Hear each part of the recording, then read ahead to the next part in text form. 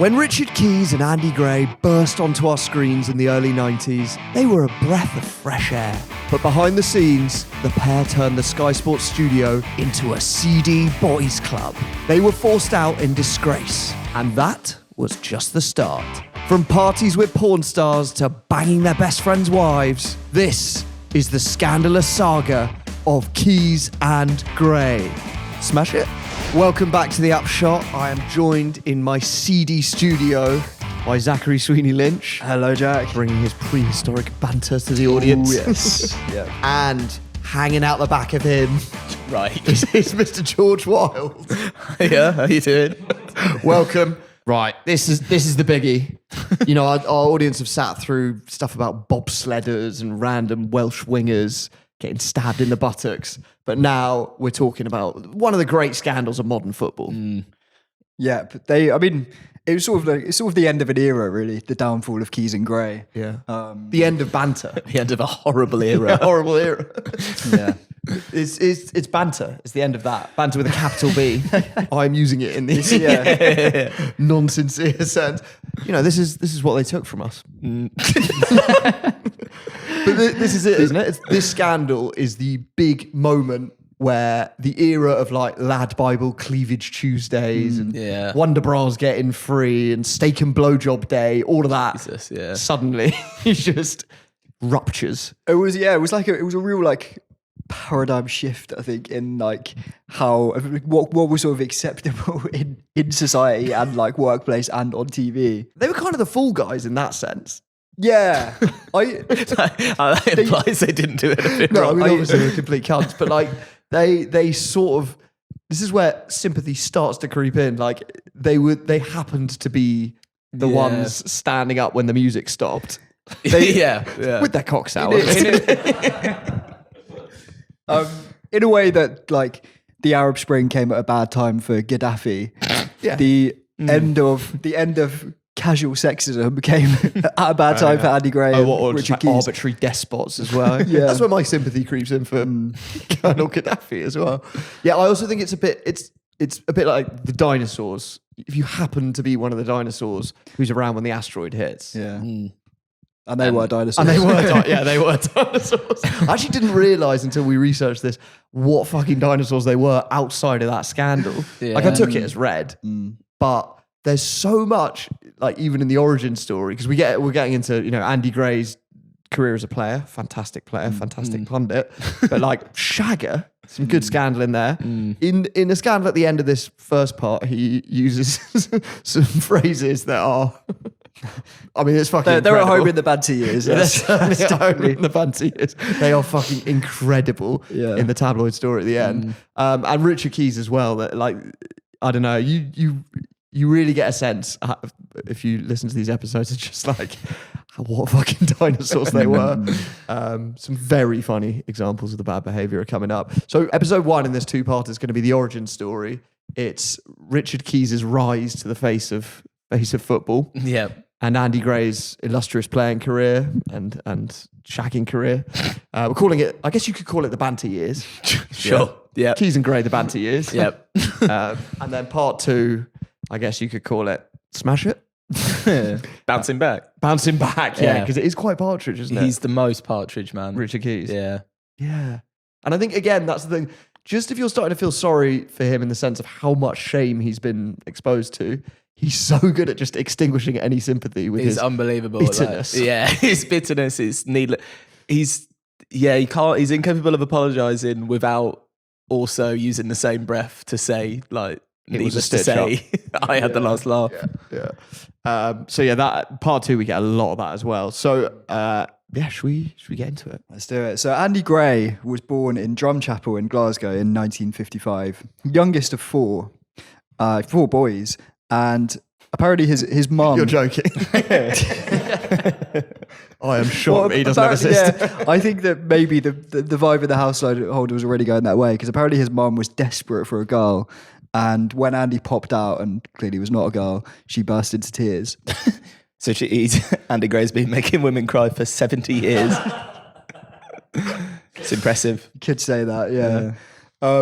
And so he was raised by a single mum, and spent all of his time either playing football or going down to Ibrox to watch Rangers. He eventually got snapped up by Dundee United in 1973. He was 17 at the time, and he was a bit of a wonder kid for them. 36 goals in 62 appearances, which earned him a move to the bright lights of Birmingham, where Villa signed him in 1975. Meanwhile, in the next town over, a promising young broadcaster was about to embark on an illustrious career.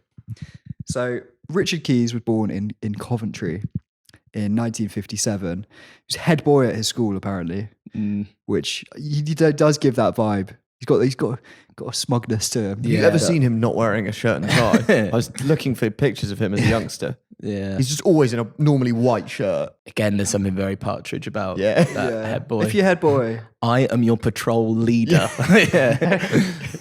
It's got an element of Gareth Keenan in the territorial. yeah. As well. he says in his blog that he was a promising young footballer who captained Coventry schoolboys. Although there doesn't seem to be any record of that anywhere outside of his blog, so I think we'll just have to take his word for it on that. Eventually, he got into doing radio in 1976. He was doing match reports for this London sports agency, which kicked off his broadcasting career. And meanwhile, back in Birmingham, Andy Gray is banging him in for Aston Villa. So he joins them, and in his first full season, 25 goals in 36 league games. I mean, that's pretty impressive. Top scorer, joined. Yeah. Seriously good. He was PFA Young Player of the Year and Players Player that year. Wow. Yeah, Name the next person to do that. It's Ronaldo. So that's the sort of company he's keeping. To be honest, he was class. Yeah. And his style of play, so he's 5'11", so he's not super tall, but he was like this brave bull of a centre forward. Yeah. Also 5'11", probably taller in back then, 1970. Yeah, true. Like he's above average. Yeah. So he scores a lot of goals with his noggin on the head, to the point that he almost prefers heading to kicking.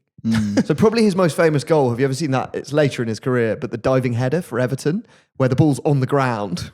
It's like a half volley header. Got a clip. Signed from Wolves when things were at a low ebb in November. And Where were the defenders? Let's do that again. Yeah, He's got legs. No one even near him. Yeah. It is easier to do a diving header on the floor if you're unmarked in the 6-yard box. Few things about that clip that are interesting though.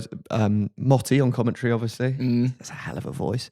And seeing Andy Gray as a youngster with long flowing hair. Yeah, it's... Because there's going to be some shagging quite soon. And I was sort of wondering, looker, and you can sort of see it. There are some of the old shots of him. He's got quite a chiseled jaw and the eyes. And obviously he's a very successful footballer. Yeah, and obviously charming as well. Yeah. He's got an easy way with words. But to be fair, he kind of is, right? He's obviously got the charisma to be a great co-commentator, and he's quite like macho, and you know what I mean? I can see. Gift of the gab. Yeah, I'm weak at the knees just watching that header. So he wins the League Cup at Villa. And even back then, there are signs he's a bit of a dirty dog. So his teammates nickname him Randy Andy. Good. Okay. Standard go-to for an Andrew. And yeah, early on in his career, he's doing the dirty. So he leaves his childhood sweetheart in 1979, marries Vanessa Taylor. But then 4 months after marrying her, he has a secret love child with the childhood sweetheart again. Oh, really? He actually later in the 90s leaves another of his wives for the childhood sweetheart again. Really? Yeah. Wow. Yeah, so it's all go. She should have been the one, really, maybe. I guess it sounds like she kind of was. Anyway, he's to be fair, he's got a lot of time to go out carousing because he's injured a lot. Okay. Something that the one sort of weak point on his career is he does miss a lot of football through injury. Fortunately, he has a way to cheer himself up. So this is how Andy describes it in his book. He said, "Whenever I felt depressed by injury, I get up at the ungodly hour of 6 a.m. and drive down to the main bus depot in Birmingham. There, I would sat for at least an hour watching the local people go to work. The shift workers bound for the car assembly plants would be wiping the sleep from their eyes. The women cleaners would be dragging their shopping bags along the pavement. I sat and watched them, not to gloat, but to show myself how fortunate I was. While they toiled away day in, day out, and tramped to workbenches in all weather, I was living a life of luxury.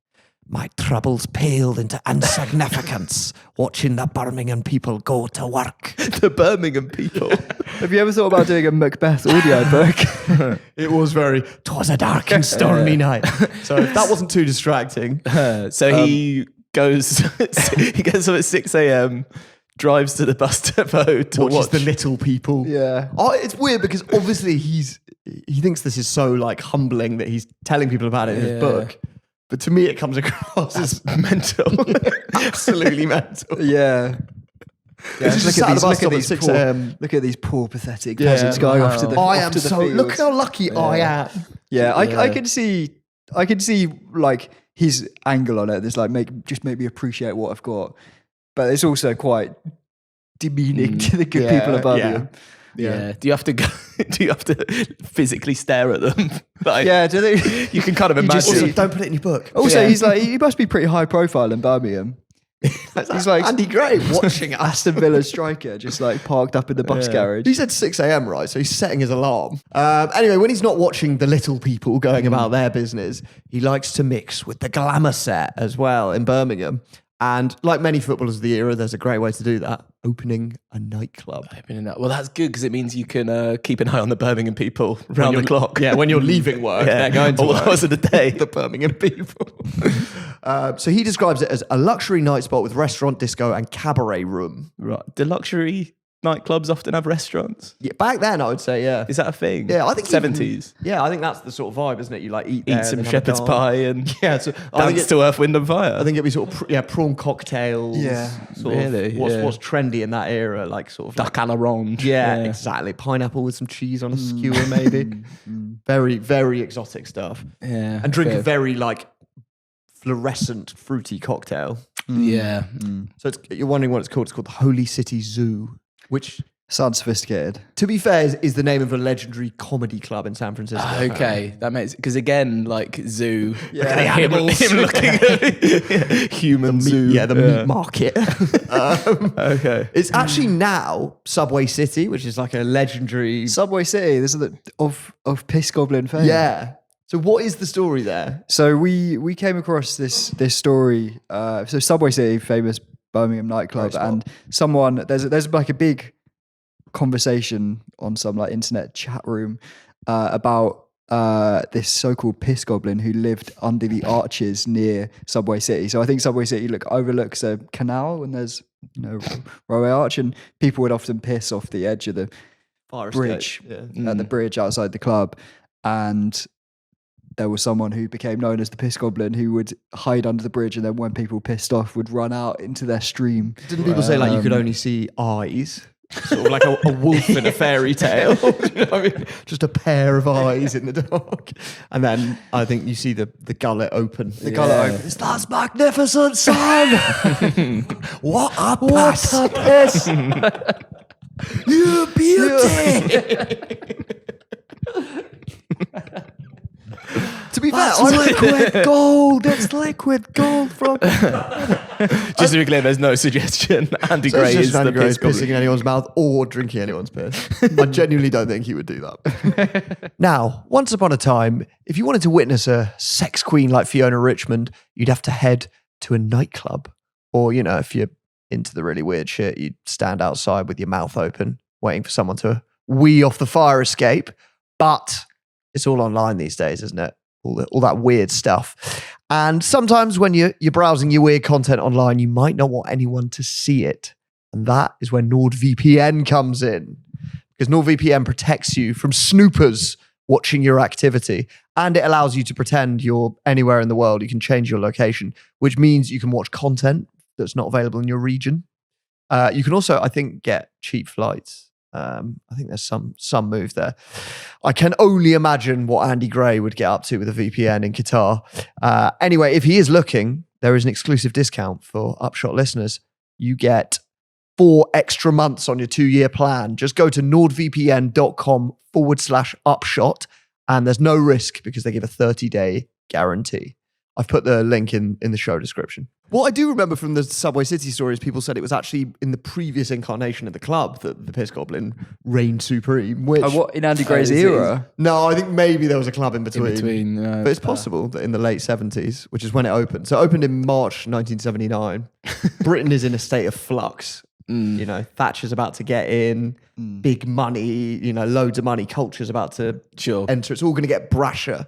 So it's a good time to open a club. You're saying Piss Goblin is a symptom of that? Oh, I'm saying Piss Goblin feels quite 80s, yeah, doesn't it? Feels quite like, I guess you need the boom, you need the North Sea oil to come on stream. So you need like mid 80s for Piss Goblin. This is more 3-day week, piles of bins outside. Yeah. Piss Goblin doesn't need a nightclub. No, you just People are wading in it constantly. Anyway, Andy describes the club as a who's who of the entertainment world. We're looking at a picture of him with the great Billy Connolly at the bar. It's a good pick. I wouldn't have recognised Billy Connolly there. Oh, I think he's quite distinctive. Yeah, I was going to say. Do you think? I mean, Great jacket he's got on. He's also Drum Chapel Oh, is boy, he? I think. Yeah, I think so. Oh, he's Glasgow lad for sure. Anyway, there they are. Other regular celeb guests at the club were the 3 Degrees. Do you remember them? Okay.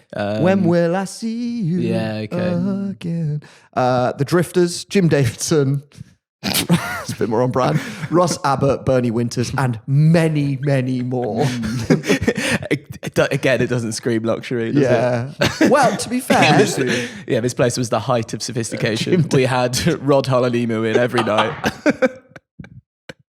Timmy Mallet was always propping up the bar.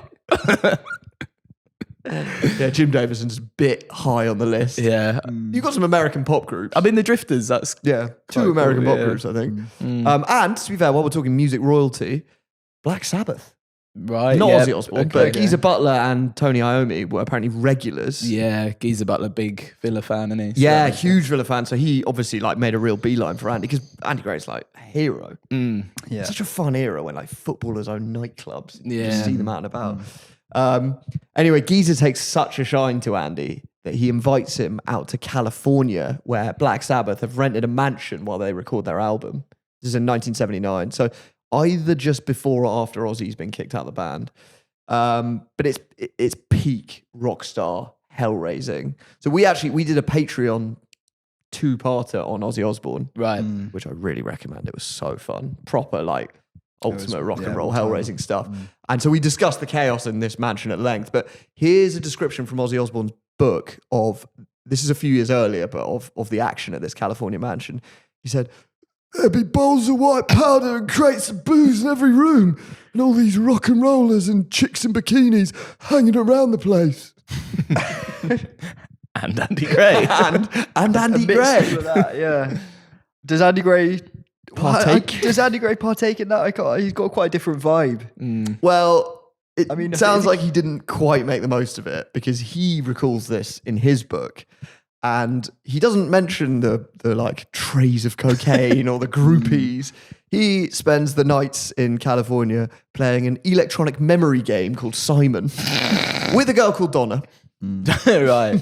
I think I know. It's a bit like Bop It, isn't it? It's fucking shit. Like all toys of that era, it's wank. We've actually got the advert for it. Actually, here's Andy's description of it. He said, "It was shaped like a flying saucer and would light up in different colours, and you had to try and remember the various sequences. Donna and I were entranced by this game, and we spent 10 hours playing against each other. When we started, the music was thundering in the background as the drink flowed freely in the Californian night. And when we finished, all was quiet." So you missed it, mate. You missed the 70s. Yeah. That is a crying shame that of all the people who should have been at that party, Andy Gray has not made the most of it. Yeah. Yeah. Do you want to watch the advert for Simon? I'd love to. What does it feel like to play, Simon? You gotta look! Listen! Remember! You gotta react! Repeat! I get the feeling the special effects are doing a lot in this. What does it feel I'd say all the kids. What does it do? Intense.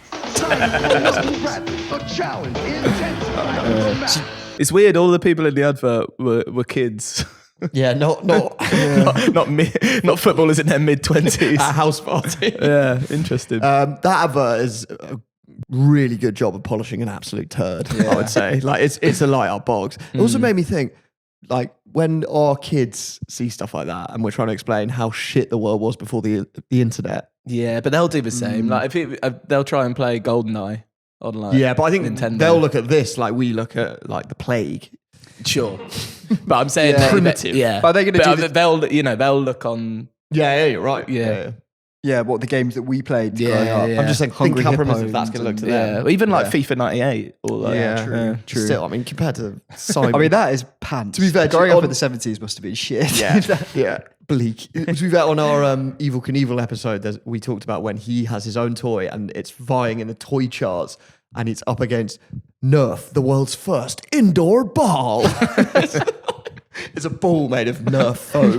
good. That was foam, the yeah. world's first indoor ball. that Surely was- someone had thought of an indoor ball before then. Yeah, and that was the best-selling toy Yeah, of it won. like 1976. It sold millions. or something, Yeah. Coming back to Andy playing Simon with the lovely Donna, I strongly get the impression from that Donna is like, when is this guy going to make a fucking move? And it's like, Should we play another game? Should we it's play like- another round? I think he said they played for 10 hours, didn't he? Yeah.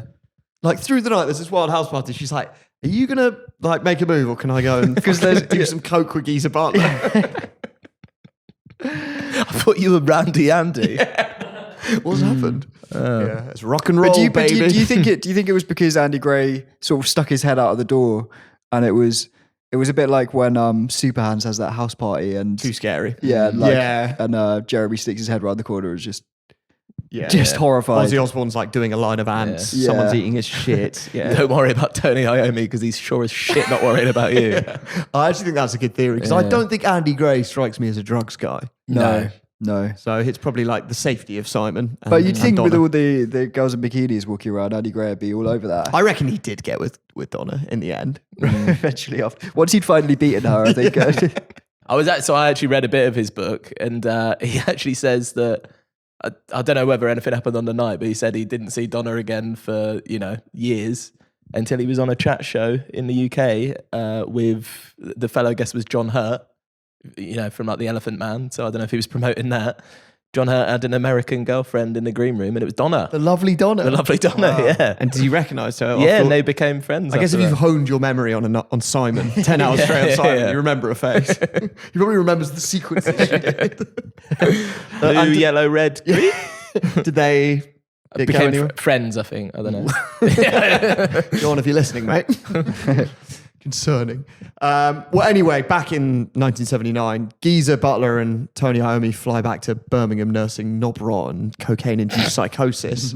But Andy's fighting fit and he's ready, having seen the sort of like Hollywood glamour. His reflexes and memory are They've never better been than ever. sharper. Yeah. He's ready to sort of import some of this glamour to the Holy City Zoo, his nightclub. It's not all celebrities there. It's not even celebrity. He says one lady who pulled a full house was Fiona Richmond, the sex queen, which out of context sounds. Fiona Richmond, she's popped up before, isn't she? Yeah. She was a big deal at the time. She was like a sort of. You wouldn't necessarily say porn star. Back then you would say porn star. She did Blue movies, did like naked theatre and stuff, glamour model. And we've talked about her because she's the porn star who got in the bath with Malcolm Allison, the old Man City manager. And then did he have a fling with her as well? So he was when he was managing Crystal Palace, and at the end of a training session, this like Rolls Royce pulled up, and everyone's like, "Who's that?" And this woman in a fur coat gets out, and it's Fiona Richmond. And she comes down, all the players are in the bath and they hear that she's coming down the corridor and she just strips off naked, jumps in the bath, and everyone else, and Malcolm Allison just jumps in with her. And Straight in. yeah.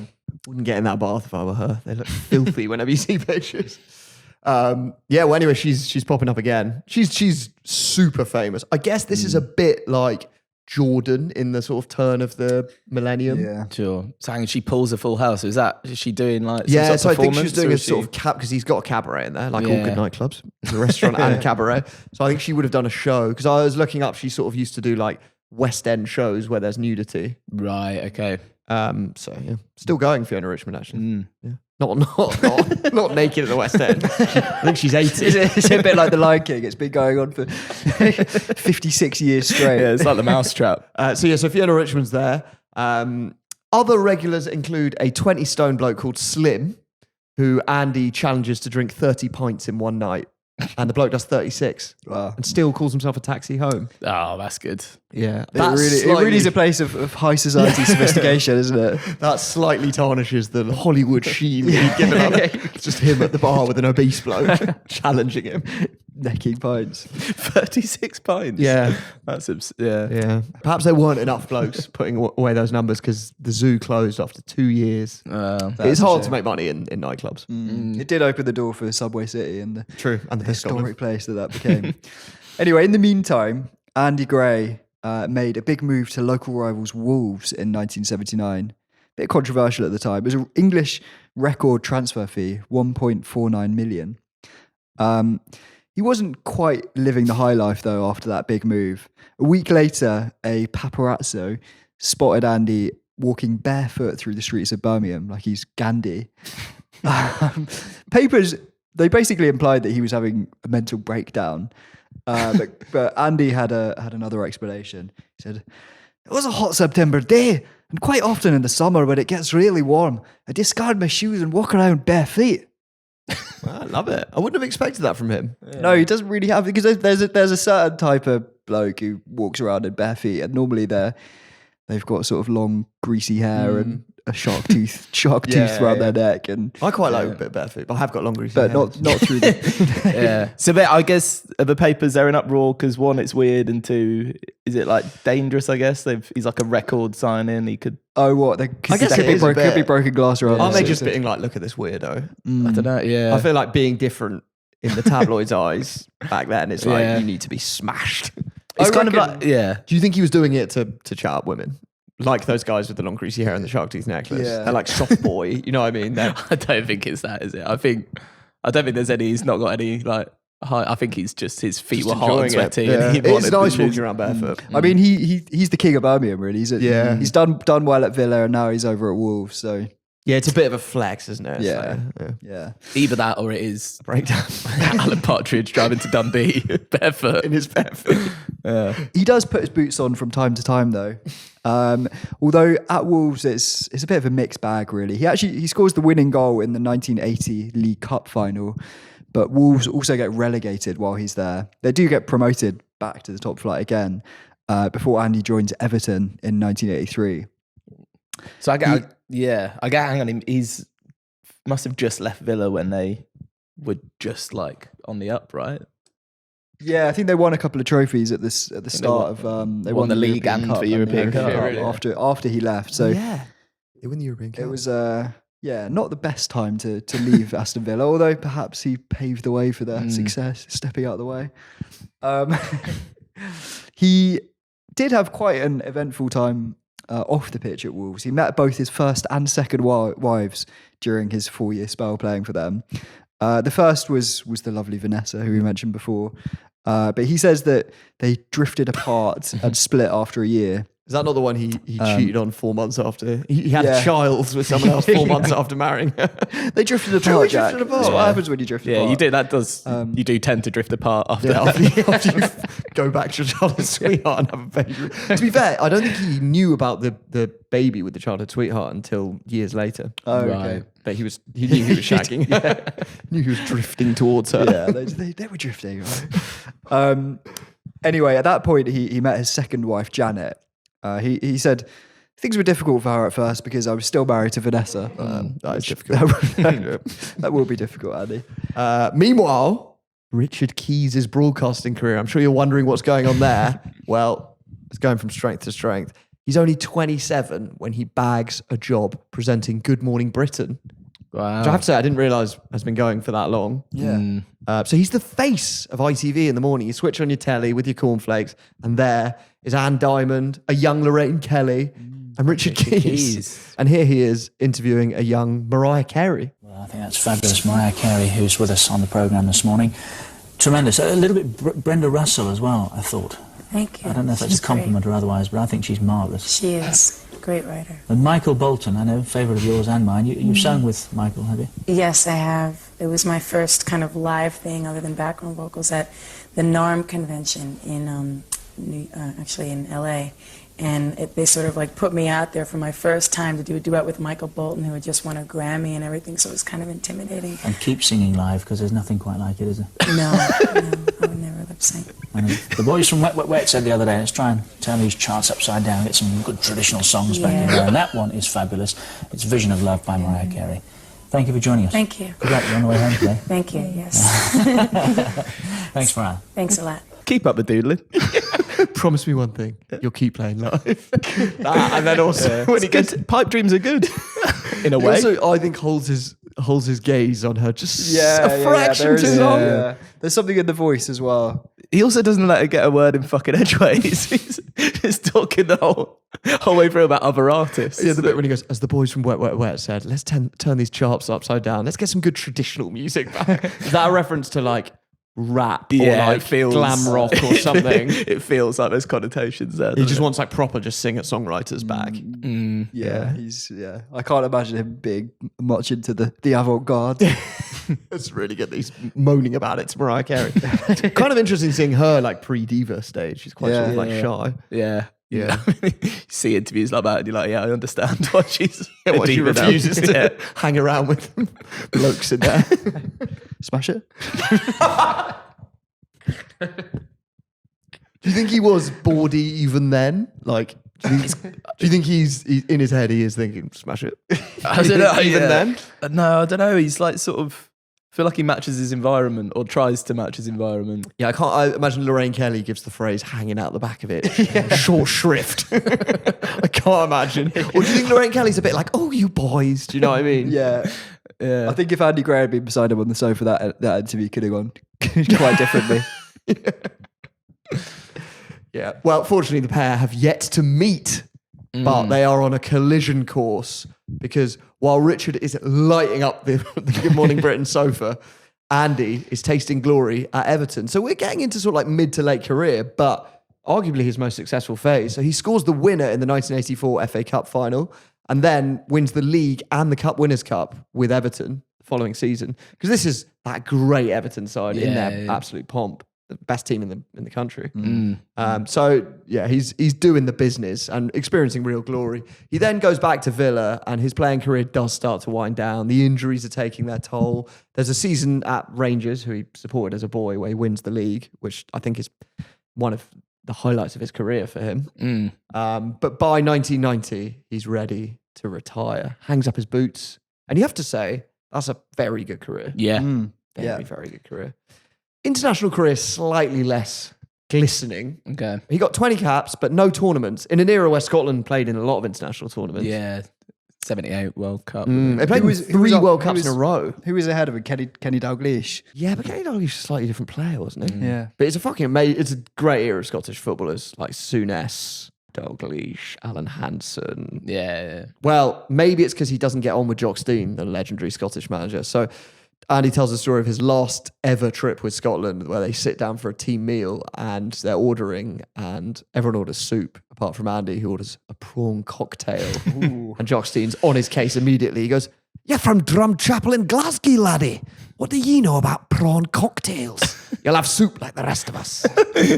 You've been hanging out with that Jim Davidson, haven't you? That fancy Dan. That highfalutin Ross Abbott. Hanging out with that emu fella. And that 30-stone bloke. You've been hanging out with Slim. Slam. To be fair, prawn cocktails were fucking trendy, weren't they? Yeah, that was the height of sophistication, wasn't it? Yeah. It's hot again. Like what is that now? It's like hispy cabbage or like what burrata was like 5 years ago. It's that like trendy food. So yeah. Anyway, he had soup in the end. And that was the last time he played for Scotland. Luckily, Really, that was the last time he played for them. it was his last trip. Wow. I think he was at the end of his career was anyway. okay. There's no suggestion he got his career was destroyed by having a prawn cocktail. But luckily for Andy, there is a much more glamorous future ahead where he can have as many prawn cocktails as he wants. He certainly can. So after retiring, Andy, he keeps himself busy doing a bit of punditry and really begins to make a name for himself. And when Sky Sports land the rights to the brand new Premier League in 1992, Rupert Murdoch decides to make Andy his first pundit. And he joins up there with a little-known broadcaster by the name of Mr. Richard Keys. Oh, It's the birth of Keys and Gray. yeah. Love it. Is there a first meeting that we're aware of? I don't know, actually. I don't know if it was on set or... It'd be good if one of them had a description, sort of our eyes locked over the studio. I mean, it really does become one of the real bromances of broadcasting. A pregnant silence finally broken by the words. Smash it. How old are they? So Keys is 35, Andy Gray is 37.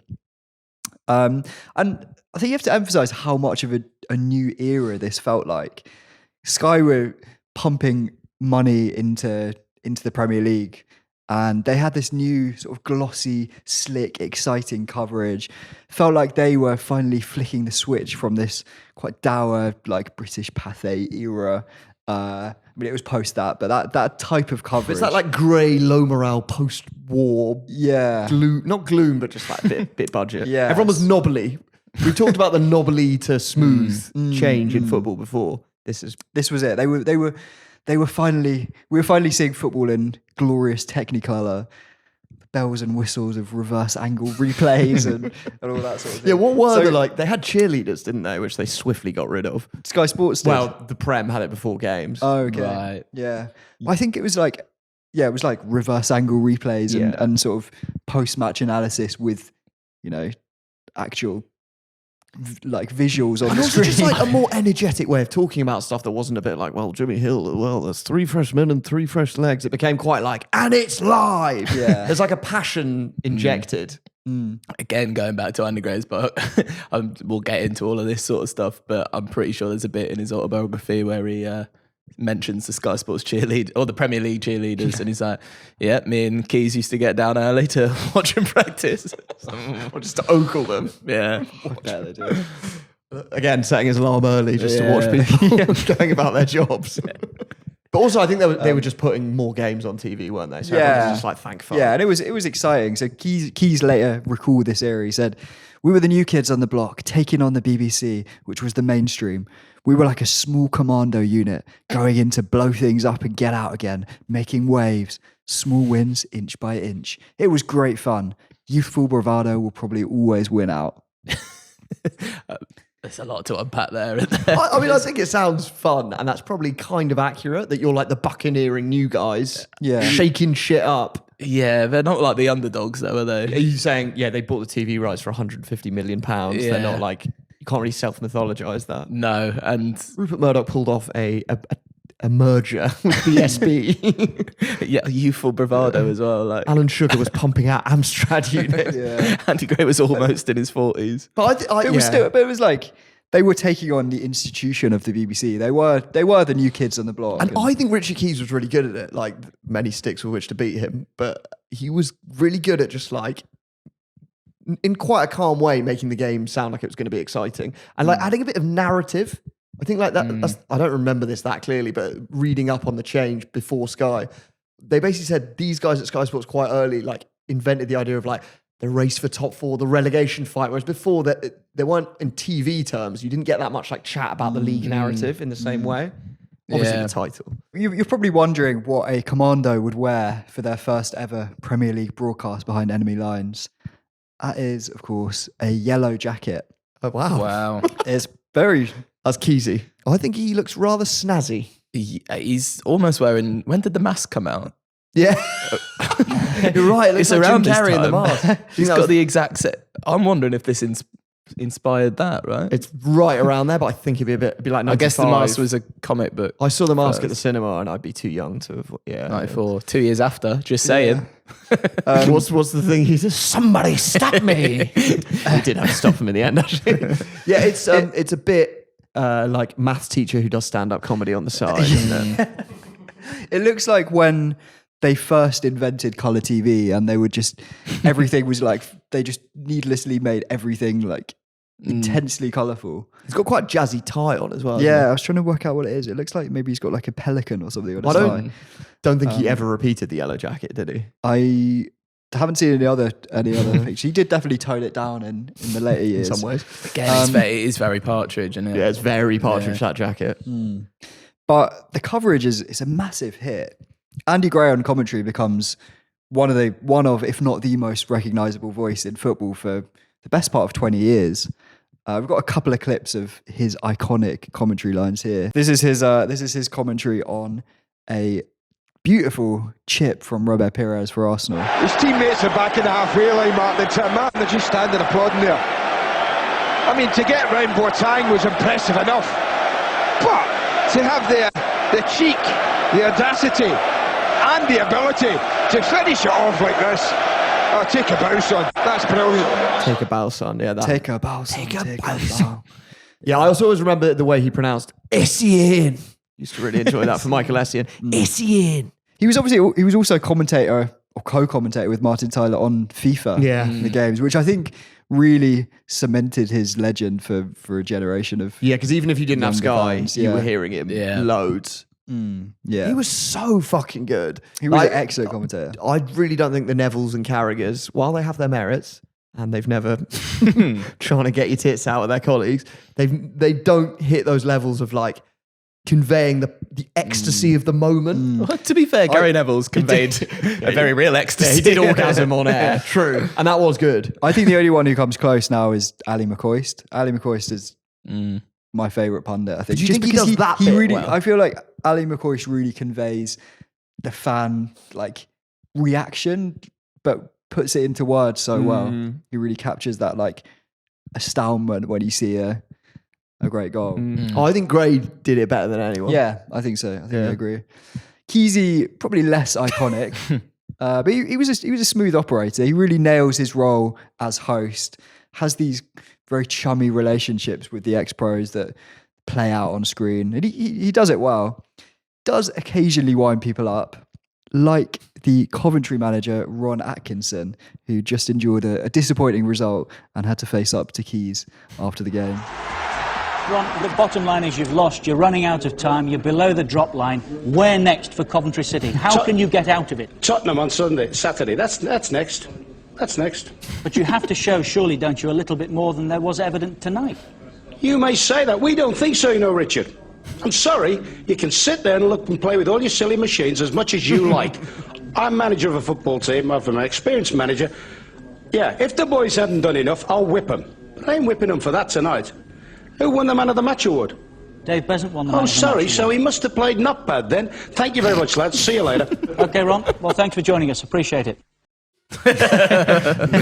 The bit, for people listening, the bit at the end there where Ron takes off his headset and throws it in anger and it hits Jeff Shreves in the face off camera and you see Ron suddenly run to apologise and then it just cuts.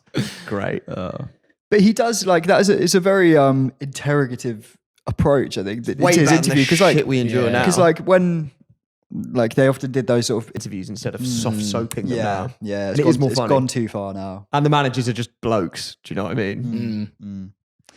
Even in his 90s pomp, though, Keys did occasionally get caught out by a hot mic.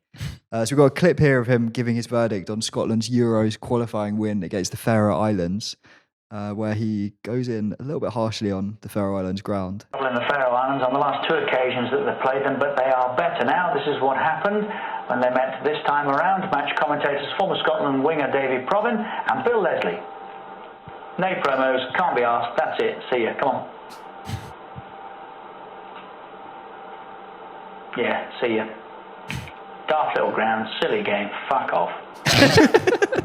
It's like the mask has slipped for the first. The mask. Again, Jim Carrey's The Mask.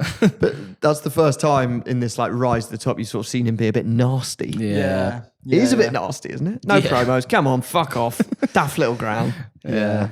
Perhaps that little slip up taught Richard a lesson to ensure that his image on screen was as pristine as possible.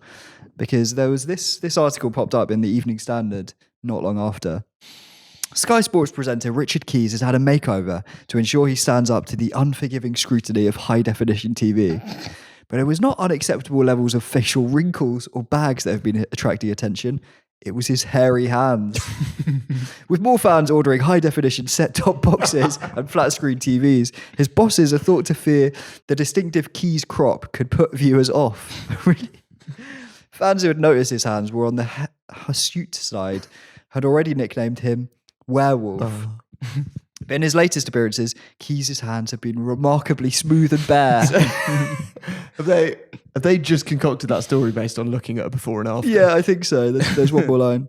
It was thought the 49-year-old presenter has had them waxed or lasered. No doubt a painful procedure, considering his hair once went all the way to his knuckles. We're looking at before and after. Yeah. Was that hair in the top one? Yeah. It looks more like veins to me. No, he had hairy hands. I do like the idea of his Sky Sports bosses pulling him in for a meeting and be like, Richard, we are going to have to sort out the hands. It's like they've got the latest HD TV and they're like, Richard, have a look at this. What do you see? Or just them walking past Curry's being like, shit. Richard, we're thinking you should lose the gloves for the next... Oh, God. But while Richard could hide his hairy hands, there was one Neanderthal trait that Keys and Gray could not disguise: their Stone Age views on women. And there were a few warning signs early on. So there was one time they tried to analyse highlights of the 1998 Women's FA Cup final and had a laughing fit the whole way through. I've watched that video. The football is bad. The football is bad. It has to be said. After his work. Yeah. There's just like long periods of silence where you can just see that they've like flicked the off switch on their mics while they're just like on the floor. Perhaps worse though was the incident in 2007 when Andy Gray was caught leering at women on a Spanish golfing holiday. We've got the story from the tabloids here, and I think I'm just going to read it all out because it is quite a piece. So the headline is Randy Gray, which they've moved on from Randy Andy. It's good. Drunken footy pundit Andy Gray shamed himself on a golf trip by swearing loudly in a posh hotel and leering at a string of women. The former Everton ace could be banned from the famous La Manga resort in Spain because of his behaviour. Gray, paid a whopping 20 grand a week by Sky Sports, kicked off his drinking binge at 5 p.m. on Saturday, downing pints of lager with pals in the reception area of the hotel. The rowdy group then moved on to a plush bar within the complex, where they stunned guests by belting out football chants and swearing loudly. At 9 p.m, the group went to the front of the hotel for a cab to take them to a restaurant. Impatient Gray then yelled at a stunned concierge, "Hey, Signora, where's the fucking taxi?"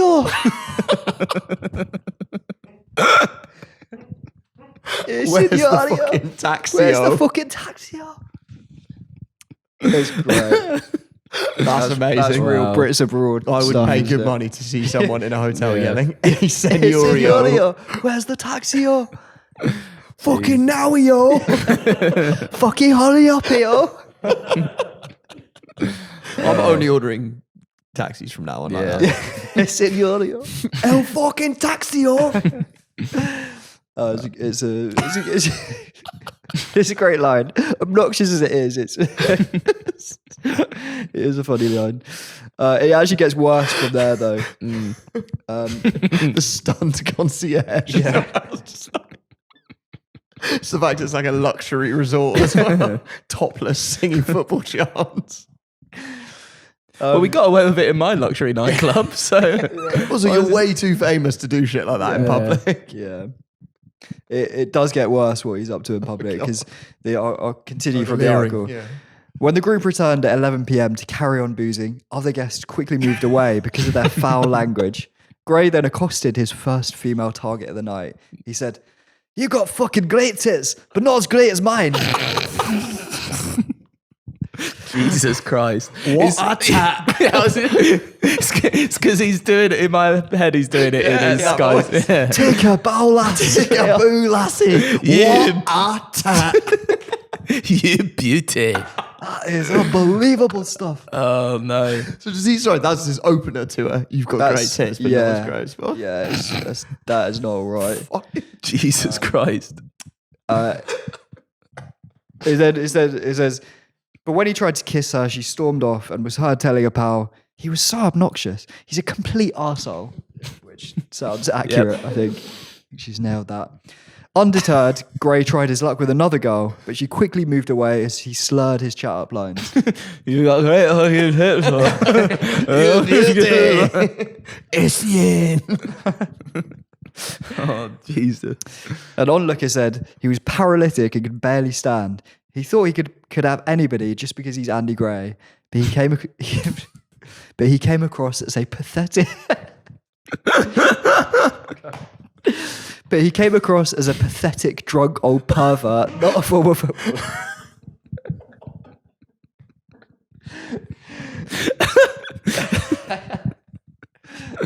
Oh, that's also a great line. He came across as a pathetic, drunk old pervert. Can you imagine opening a newspaper? You know, when you're like, I think I embarrassed myself a bit last night.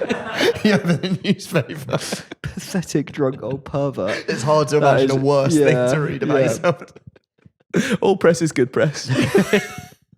Even when you're a pathetic, drunk old pervert. Oh, we've read a lot of like funny old tabloid stories, but that's right up there. Yeah, it really is. So it's Gray later slumped on the sofa at the piano bar, looking tired and bloated. Bloated? That's a needless jibe. Bloated. Looking tired and bloated and bold. He was pathetic. But he soon perked up when another woman sat nearby. The couple began canoodling. I'm surprised she's what, late. he and the woman? Apparently so. But the woman resisted when Gray tried to kiss her. As she left, desperate Gray followed and tried in vain to persuade her to go to his room. Oh my God. What's canoodling if you're not kissing? Just I don't know. Just flirtatious sort of arms. I think, he's... I mean, it sounds quite a lot like it. Around you. Yeah, sounds like it. Sweaty arm. Not right. His bloated arm. Yeah, it's pathetic, drunk old pervert. Got his arm around. I think the canoodling was one way canoodling. They kind of make us out otherwise for a bit, briefly. Yeah. Brave of him to continue his attempt. Yeah. So when they said leering, I originally thought this was going to be a story about him staring. But it's sort of more like... I'm sure there was a lot of that going on as well. Take that as read. And he slumped in the corner, looking bloated. Have his mates left him at this point? I don't know. I don't know whether there's anyone else there. I kind of get the impression his mates aren't that pissed and it's just him. Like, he's ordering El fucking Taxio, he's just the one barking at El Senoro and Senorio. And then when he's like complimenting women on their tats, it's all just him. Yeah. There's no Richard Keys there. Richard Keys is not there, although I'm pretty sure he would be well on board with all that sort of stuff. I've always thought those golf resorts in like Spain look quite hellish, but wasn't expecting that. You've got your proof. I'm starting to think that's kind of fun. So obviously that caused a bit of a stir for Andy Gray. Did it? I don't remember. As in, like, did he get much shit for it? Well, I mean, it's all over the tabloids. Can you imagine if, like, I mean, he kept his job. Yeah. It didn't stop that, but he wouldn't hang on to it for that much longer because there is a far bigger scandal about to break. Yep. And on that bombshell, we have reached the end of part one. Andy Gray and Richard Keys are on top of their game, but the winds are about to change. The banter years are about to be consigned to prehistory because a series of videos is about to destroy them. And those videos do show them at their absolute worst, you'd have to say. We're going to watch them all, including one in which Andy Gray somehow outdoes the scandal we've just met in terms of the phrases he uses. It is fucking insane. I'm looking forward to that video. Join us in part two as we see the pair destroyed by these hot mic videos, and we'll pick over the fallout, dissect it all, and then the recovery. Because episode 2 is all about bouncing back. This is the high performance podcast of Richard Keys. Bouncing forward in many ways. Yeah. So Keys and Gray will decamp to Qatar, settle some old scores with their enemies, and of course, indulge in plenty more sex scandals. Can't move for them. And finally, we will answer the big question. Smash it? So, join us in part 2. You'll have to wait a whole week. Or you can listen right now by joining a club more exclusive than the Holy City Zoo, more seedy than the 90s Sky Sports Studio. It's the Upshots Patreon. Just go to patreon.com/Upshot Towers. Sign up. You can listen to part 2 instantly. I think Jim Davidson's a member, is he? Yeah, there's no Fiona Richmond or Black Sabbath, but Maybe Jim scrapes in. There's certainly a lot of 20 stone blokes who can drink 30 pints if you poke them enough. So you can listen instantly over there. Otherwise, we'll see you for part 2. It is an epic tale. See you then. Thanks a lot. No promos. Silly little pod. Fuck off.